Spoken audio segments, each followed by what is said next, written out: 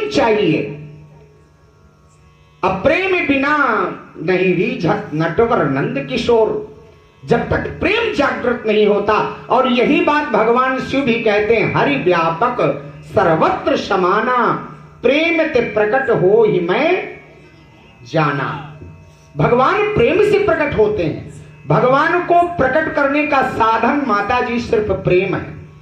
अच्छा ये बताओ, मीरा जी को हलाहल विष दिया गया, जहर। राणा ने हलाहल जहर दिया कि ये मीरा को दे दो।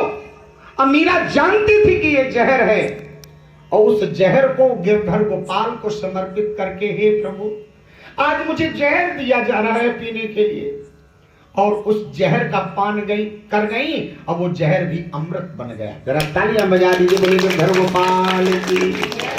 ये क्यों? क्योंकि प्रेम की पराकाष्ठा इतनी श्रेष्ठ हो गई थी मीरा की कि उस जहर को भी अमृत बनाने का सामर्थ्य कन्हैया की कृपा से हो गया, और वो जहर भी अमृत बन गया। ऐसे मेरे कन्हैया का दिव्य स्वरूप है, भगवान श्री राम का दिव्य स्वरूप है। प्रेम की गली में आओ, और प्रेम ही परमात्मा का रूप है। प्रेम ही परमात्मा है, हरि व्यापक सर्वत्र समाना।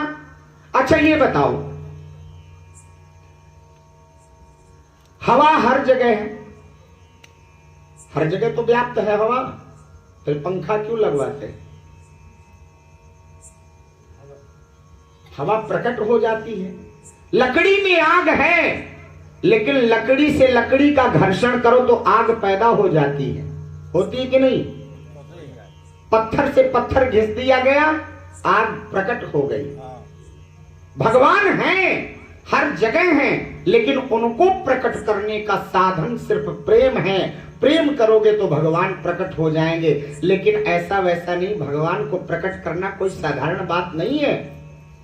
एक शिष्य था, गुरुजी से कहा कि गुरुजी भगवान नहीं मिल रहे। गुरुजी ने कहा जाओ एक माला करो।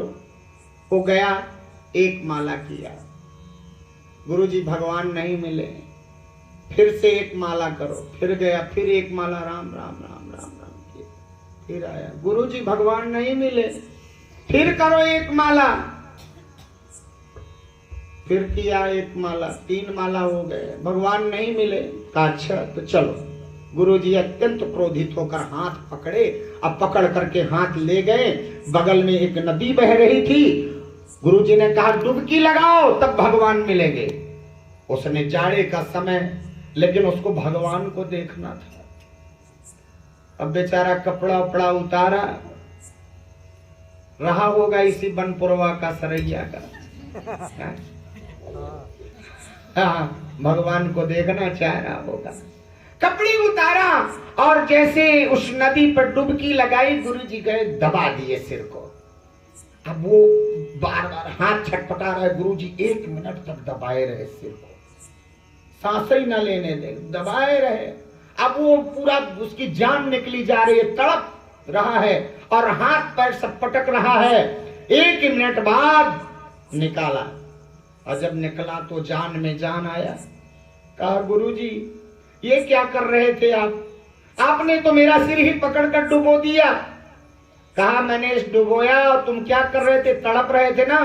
जब ऐसी तड़पन, जैसे तुम्हें बचने के लिए तड़पन हो रही थी कि मुझे छोड़ दिया जाए तो मेरा शरीर बच जाएगा, श्वास जा रही थी तुम्हारी, जब ऐसी तड़पन परमात्मा के लिए होगी तब परमात्मा प्रकट होंगे, ऐसे परमात्मा नहीं प्रकट होंगे। तड़प चाहिए, तड़पन चाहिए।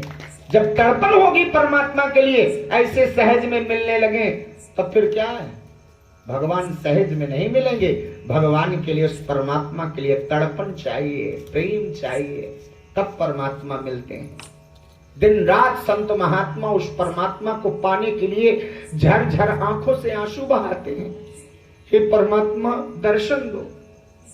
आंखों से, नेत्रों से आंसू बहते हैं महाराज। अयोध्या में भी अभी जाकर ऐसे ऐसे संत महात्मा है जिन्होंने किसी न किसी रूप में दर्शन कर लिया है परमात्मा का, लेकिन वो थोड़ा भी भगवान का चर्चा चले, भगवान का नाम चले कि रोने लगते हैं। इतना ज्यादा भाव से भरे हुए हैं।